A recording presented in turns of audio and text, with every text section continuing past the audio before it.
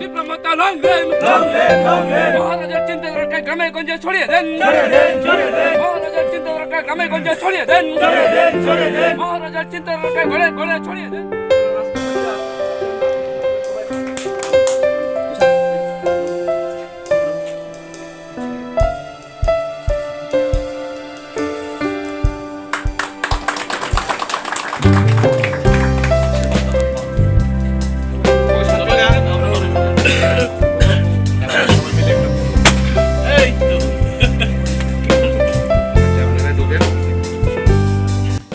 Party office কোনখানে উদ্ঘাটন করা হচ্ছে?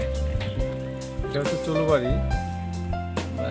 আপনারা দেখছেন এখানে কিন্তু আমাদের তিপ্রাচী সম্প্রদায়ের মানুষের বসবাস খুব কম, যদিও মিশ্র বসতি এলাকা।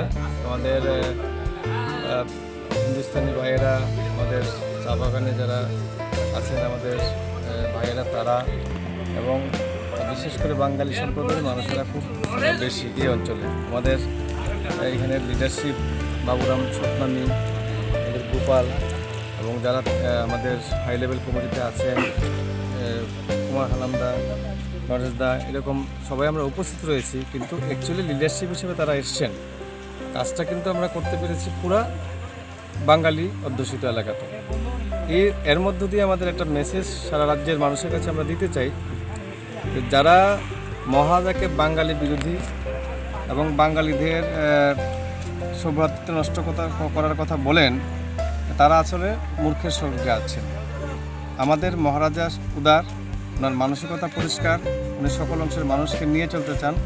তার ফলে আজকে মানুষ বুঝে গেছে যে মহারাজাই একমাত্র খুঁটি। এখন মহারাজা ছাড়া এবং তিপ্রা মাথা ছাড়া, আর তিপ্রা মাথা মানেই হচ্ছে আজকের রাজ্যের মাথা।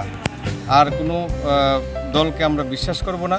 তাই দলে দলে মানুষ তিপ্রা মাথায় আসছেন, মহারাজার হাতকে শক্তিশালী করছেন। আগামী 23-এর বিধানসভা নির্বাচনেও সেই ভোটের রেজাল্টে সেই বিষয়টা প্রতিফলিত হবে এবং তিপ্রা মাথা ক্ষমতায় আসবে। এই জায়গার নামটা চুলুবাড়ি, জগন্নাথপুর পাড়া।